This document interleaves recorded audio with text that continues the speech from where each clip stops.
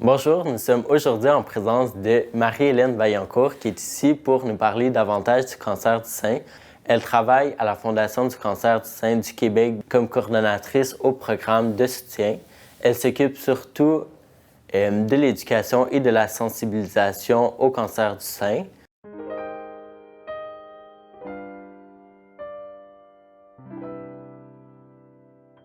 Donc, bonjour. Bonjour.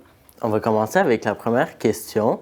Donc, qu'est-ce que le cancer du sein? Vous savez, dans notre corps, on a tous des cellules un peu dysfonctionnelles, ça arrive, mais on a des mécanismes de protection dans notre corps pour pouvoir justement contrer ces cellules-là puis les empêcher de proliférer. Ce qui se passe avec le cancer, en fait, c'est que ces cellules-là vont contourner les mécanismes de protection, puis elles vont se mettre à croître de façon exponentielle. Puis c'est là qu'il y a une tumeur qui va se développer puis qui va causer le cancer, en fait. Il y a différents types de cancers parce que parfois, on a tendance à penser que le cancer du sein, c'est tous le même pour tout le monde, mais pas du tout. Il y a vraiment beaucoup de choses à considérer. C'est multifactoriel. Fait que c'est vraiment tout un monde très complexe. Si on se penche plus sur la population immigrante, ce serait quoi la prévalence de la maladie vraiment dans cette population-là? Au Canada, puis un peu partout dans le monde, on a de la difficulté à avoir des données justement sur l'origine des gens qui ont le cancer du sein. La génétique a un rôle important aussi dans le cancer du sein. Ça pourrait aider à mieux le comprendre puis à mieux le guérir. C'est des données qu'on aimerait avoir justement pour pouvoir mieux cibler le dépistage puis mieux traiter aussi la maladie selon chaque personne. Et ça serait quoi les conséquences d'un cancer qui ne serait pas détecté? En fait, c'est ça. Le cancer, au début, on va dire qu'il va être localisé, il va se développer, il va être tout petit.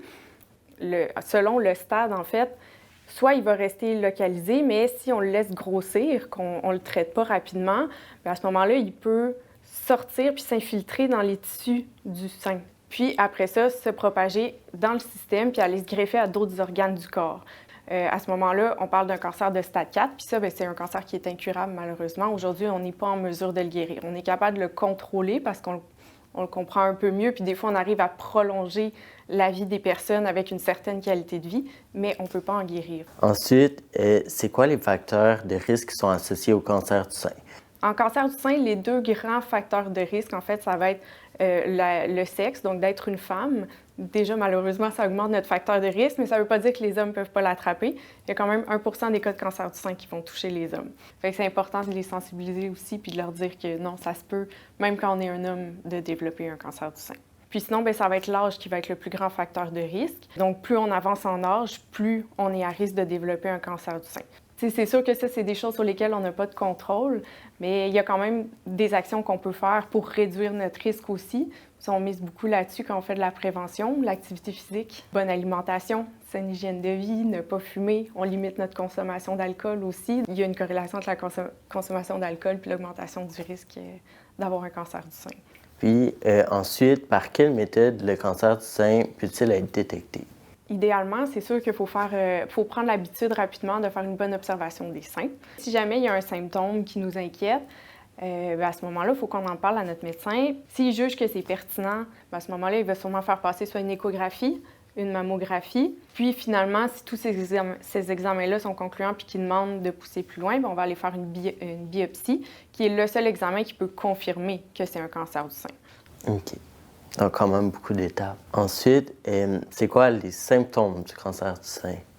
Bien, il y en a beaucoup. Contrairement à ce qu'on pense, souvent les gens vont penser à la masse. Puis c'est sûr que c'est le symptôme le plus classique, le plus connu. Ce qui se passe par contre, c'est que la masse, bien, des fois, elle est trop petite ou des fois, elle est mal placée, puis les gens vont même jamais la sentir. Fait que c'est important, quand on parle de faire notre observation des seins, c'est important de vraiment rester à l'affût de tout changement de toute la région des seins. Fait qu'on parle de la peau, on parle d'observer les changements des mamelons, des changements auxquels on ne penserait pas nécessairement. Donc, ça peut être une rétractation des mamelons, ça peut être aussi un écoulement qu'on ne pourrait pas s'expliquer. Au niveau de la peau, on peut avoir des changements de texture, un changement de couleur. Sinon, ça peut être aussi au niveau des aisselles. C'est important de vérifier aussi si on n'aurait pas une enflure au niveau des ganglions ou une masse aussi. Puis les deux mots-clés qu'on dit souvent, c'est un changement récent et persistant. Est-ce qu'on peut juste se fier à ces symptômes-là pour aller se faire dépister? Bien, dans le doute, moi, je dis toujours d'aller vérifier, d'aller consulter son médecin. Ça ne veut pas dire que c'est un cancer du sein. C'est des signes et symptômes possibles.